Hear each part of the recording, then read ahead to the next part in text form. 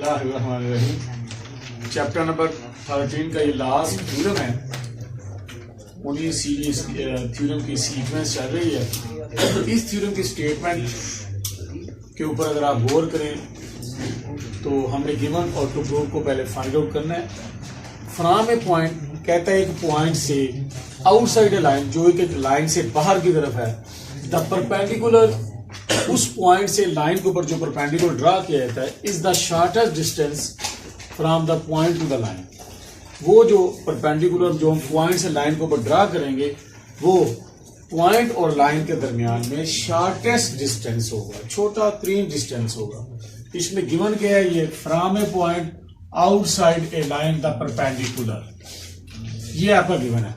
From a point outside line कहता है आप एक लाइन ले लें और एक पॉइंट ले लें, उस पॉइंट से लाइन पर क्या परपेंडिकुलर ड्रा कर लें, ये आपका गिवन है।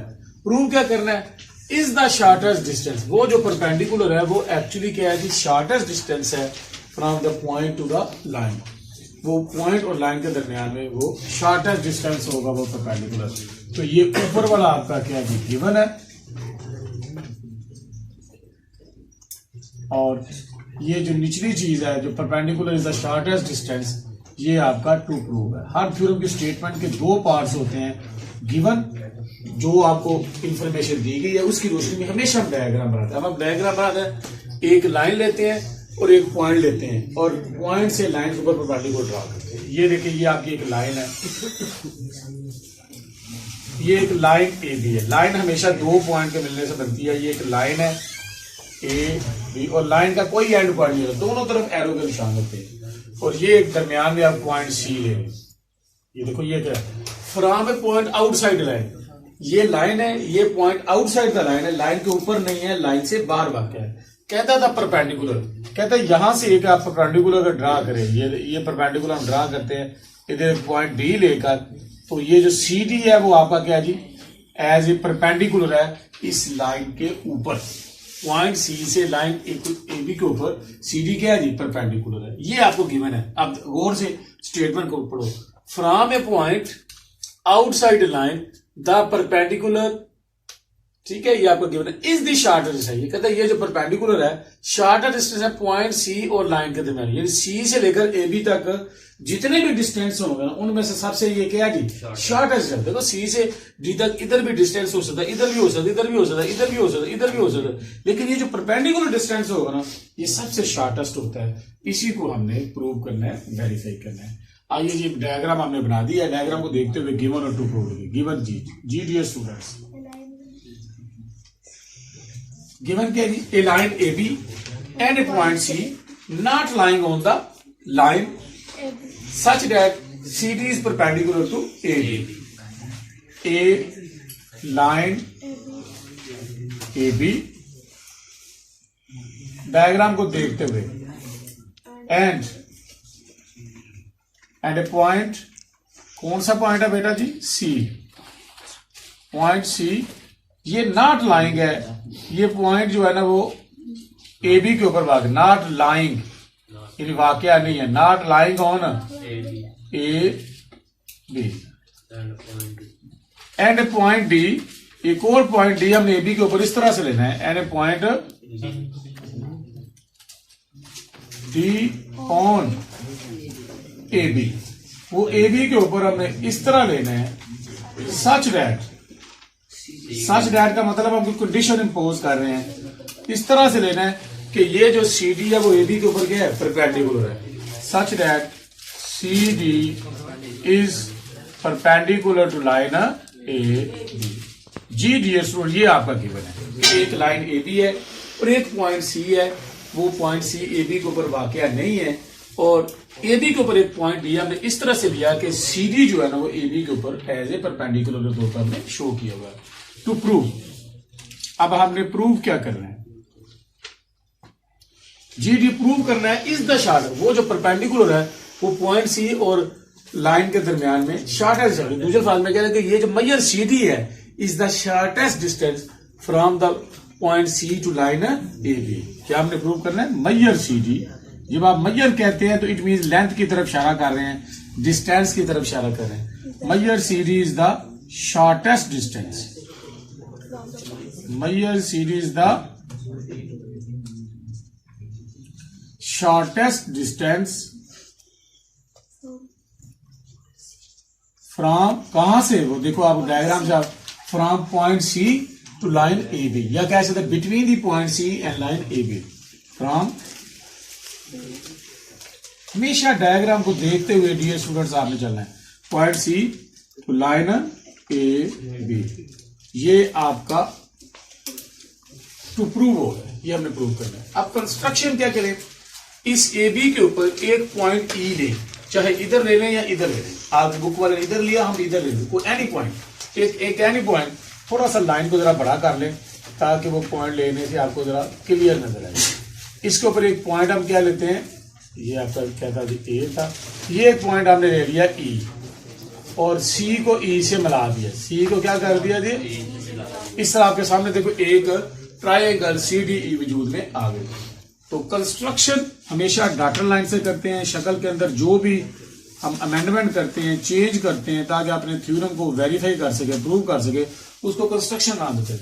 Take any point E on A B and join C to E, take any point E, any का मतलब कहीं भी ले सकते हैं, ऑन किसके ऊपर लिया जी आपने, ए बी के ऊपर, एंड और ज्वाइन क्या किया जी,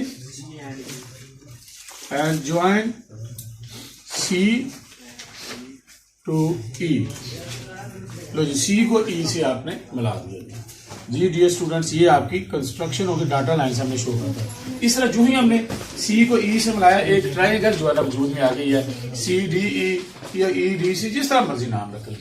अब आ गया जी थ्योरम का सबसे इंपॉर्टेंट पार्ट, प्रूफ। प्रूफ के आप जानते हैं दो पार्ट्स होते हैं, स्टेटमेंट्स और रीजंस।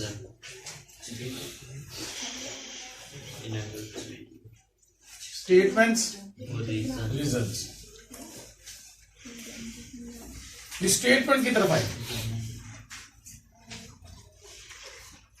इस ट्रायंगल के अंदर, ये जो ट्रायंगल सी डी ई है, इसके अंदर ये जो एंगल है डी के ऊपर, ये जो बाहर की तरफ एक्सटीरियर एंगल है, और ये जो एंगल है, ये जो ई, ये इंटीरियर, अपोजिट इंटीरियर एंगल है। और ज्योमेट्री का क्या क्राइटेरिया होता है, क्या असूल होता है कि जो एक्सटीरियर एंगल होता है वो हमेशा अपोजिट इंटीरियर एंगल से मिकदार में ग्रेटर होता है। यानी ये एंगल, अब डी के ऊपर अंदर वाला भी एंगल है, बाहर वाला भी है, लिहाजा आम के वाले से एंगल का नाम रखेंगे। ये जो एंगल सी डी बी है is greater than angle C E D, ये एंगल इस एंगल से क्या है, ग्रेटर है। दोनों एंगल का नाम आम के वाले से लेकर बताएं। और रीजन क्या होगी, exterior angle of a triangle is greater than opposite interior, opposite interior या नॉन एडजेसेंट भी लफ्ज आ सकता है। तो इस ट्रायंगल के अंदर आ जाए, इन ट्रायंगल सी डी ई, इस ट्रायंगल के अंदर आओगे।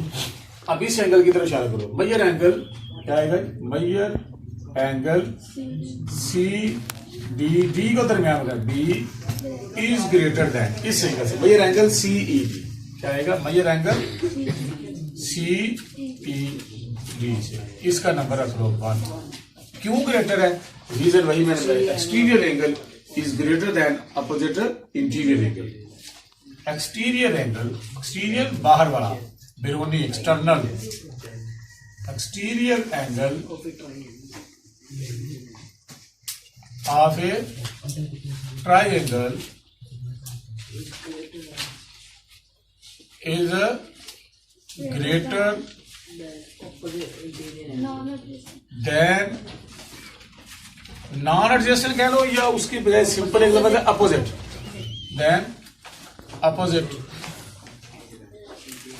Interior angles. तो ये ज्योमेट्री का असूल होता है कि जो बाहर वाला एंगल होता है वो अपोजिट, ये इसका अपोजिट नहीं है, ये एडजेसेंट है। अपोजिट इसके या तो ये है या तो ये है, लेकिन हमें इस टाइम जो ज़ेरे गौर हमारा ये एंगल अलग, ये एंगल इस एंगल से क्या ग्रेटर है। अब डियर स्टूडेंट्स, अगर आप गौर करें तो ये एंगल कौन सा 90 डिग्री, आपको कैसे पता चला ये एंगल 90? क्योंकि आपने खुद कहा हुआ है कि गिवन में है कि ये परपेंडिकुलर है। अगर ये परपेंडिकुलर तो इधर एंगल क्या है 90 डिग्री। अगर इधर एंगल 90 है तो इस साइड पर भी एंगल क्या होगा 90, क्योंकि एक लाइन के ऊपर दोनों एंगल का सम क्या होता है जी, वहां जहां परपेंडिकुलर ड्रा होता है तो दोनों तरफ एंगल कौन सा बनता है 90 डिग्री। तो अब इसके अंदर ये आएगा मेजर एंगल, ये इसका नाम measure angle C D B is equal to measure angle C D E, इसका नंबर आप लो 2, और ये क्या होगा जी सप्लीमेंट्री एंगल्स, क्या होगा जी, या ऐसे कह सकते हो कि adjacent angle of supplement angles, क्योंकि ये दोनों एंगल का सम क्या है जी 180 डिग्री है ना, एक लाइन के ऊपर है। बुक वाले ने क्या लिखा बेटा भाई हाँ सप्लीमेंट ऑफ राइट एंगल, क्योंकि ये राइट एंगल है तो ये इसका सप्लीमेंट है। और ज्योमेट्री के अंदर आप जानते हैं अगर दो एंगल का सम 180 डिग्री हो they are called supplementary angle, और अगर दो एंगल का सम 90 डिग्री होते हैं कंप्लीमेंट्री एंगल्स कहते हैं। तो चूंकि ये 90 है, ये इसका सप्लीमेंट, अगर ये 90 है तो ये भी क्या होगा 90, ताकि दोनों मिलकर 180 हो जाए। क्या होगा सप्लीमेंट एंगल,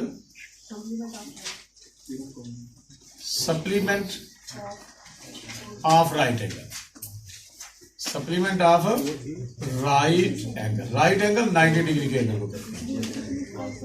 अब देखो जी फ्रॉम 1 एंड 2 से इधर आपने कहा हुआ है कि ये एंगल इस एंगल से ग्रेटर है, ये दोनों आपस में ग्रेटर है। अगर ये दोनों ग्रेटर हैं तो फिर ये अगर इससे ग्रेटर है तो ये भी से क्या होगा जी ग्रेटर होगा। फ्रॉम 1 देयरफॉर क्या होगा मेजर एंगल सी डी, इसकी जगह ये एंगल में लेकर जाने लगा हूं, measure angle C D E is greater than measure angle C E D. इधर क्या आएगा फ्रॉम 1 एंड 2, ऊपर 1 और 2 की रूल से ये दोनों बराबर हैं।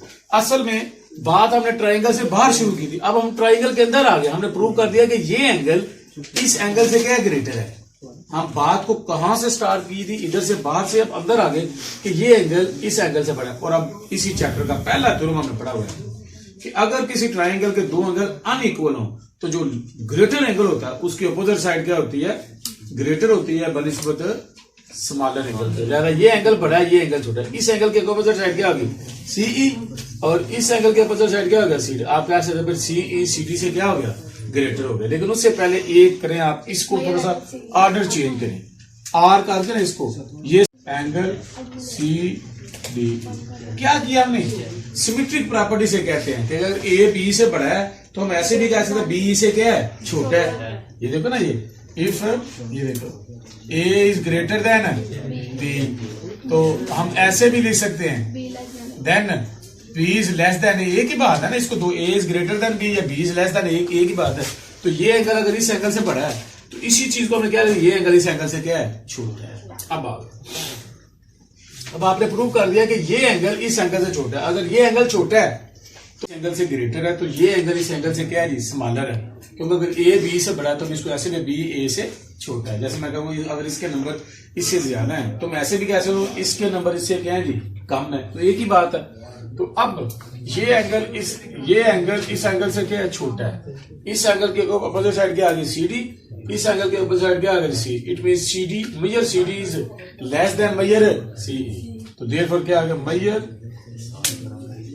सी D is less than measure C D. अब इसकी क्या आर्गुमेंट होगी भाई, greater angle has greater side opposite it. तो जो बड़ा एंगल होता है उसकी अपोजिट साइड बड़ी होती है और छोटे एंगल की अपोजिट साइड छोटी होती है। तो side opposite to greater angle, side ये वर्डिंग आप जिस तरह मर्जी, side opposite to greater angle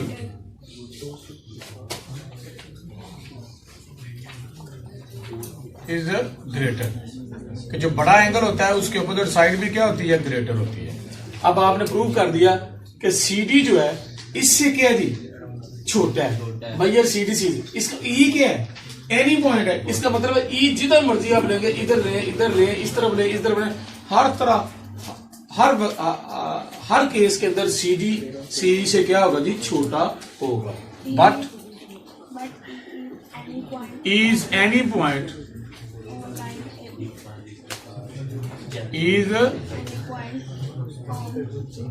is any point on line AB।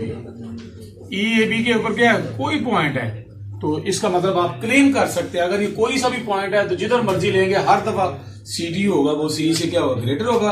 Hence major, बाकी यही आ गया, hence measure CD is the shortest distance from point C to line AB। Hence measure CD, यही जो टू प्रूव वाली wording है, is the